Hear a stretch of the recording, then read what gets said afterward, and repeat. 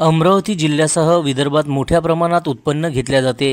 अशातच अंजनगाव सुर्जी तालुक्यातील भंडारज येथे ऑगस्ट 2024 मध्ये सततच्या पावसामुळे मोठ्या प्रमाणावर संत्र्याची फळगळ झाली आहे।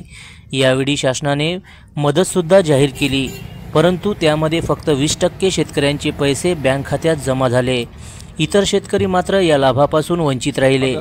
तसेच विविध रोगांमुळे संत्रा उत्पादक शेतकरी संकटात आहे। आता सुद्धा वातावरणाच्या बदलामुळे संत्र्याची फळगळ होत आहे। तर आज शेतकरी नुकसान भरपाईच्या मागणीसाठी अमरावती जिल्हाधिकारी कार्यालयावर आले असता निवेदन घेण्यासाठी जिल्हाधिकारी अथवा निवासी जिल्हाधिकारी उपस्थित नसल्याने शेतकरी नाराज झाले। आम्ही संकटात असताना नुकसान भरपाई आम्हाला का मिळत नाही, याबाबत का उशीर होतो, तर आम्हाला संत्र्याची नुकसान भरपाई तातडीने द्यावी अशी मागणी यावेळी शेतकऱ्यांनी केली। जनसमर्थन न्यूज, अंजनगाव सुर्जी, जिल्हा अमरावती। रितेश वंजारी, भंडारचा शेतकरी आहो मी। 4 महिने झाले ई-KYC केली, तहसीलवर चक्रा मारल्या। मॅडम म्हणते ई-KYC पूर्ण क्लिअर आहे, तुमचे पैसे येऊन जातील। थकलो तिथं जाऊ। आज कलेक्टर ऑफिसला आला। आज 100 किलोमीटरवरून आम्हाला कामधंदा सोडून इथं यायला लागलं। तर आज इथं निवेदन कोणी स्वीकारायला तयार नाही। सरकार ह्या घोषणाचा पाऊस करू राहिला, पण तरी आमच्यापर्यंत आमची शासकीय जे निसर्ग फळगळ झाली आमची, ते आमच्यापर्यंत मदत पोहोचल्या चालली नाही। हे आम्ही ऐकीने शासनाचा या वतीने निषेध करतो।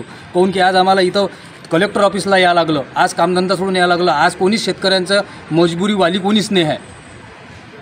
आता तुम्हीच पाहून घ्या की आता ह्या अन्याय किती चालू आहे शेतकऱ्यावर।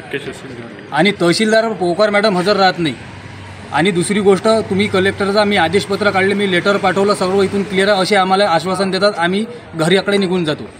अशा प्रकारे आम्हाला हे टाळाटाळ करून राहिले आणि शासकीय मदतपासून वंचित करून राहिले। कर्जमाफी तर सोडा, पण आमची जे नुकसान झालं त्याचे पण पैसे मिळून नाही राहिले आम्हाला। निरा घोषणाचा पाऊस चालू केला।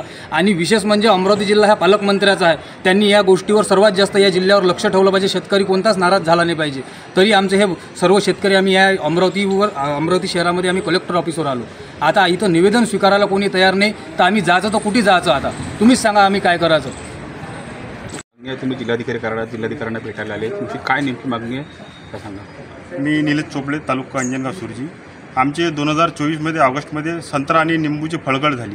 मोठ्या प्रमाणात शेतकऱ्यांचे नुकसान झाले।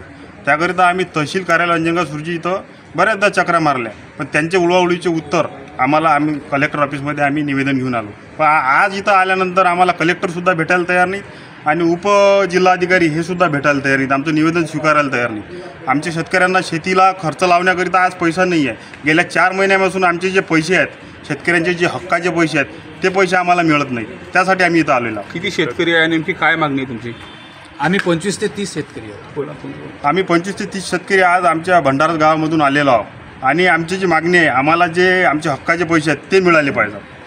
काय नाव तुमचं? मी निलेश चोपडे, शेतकरी।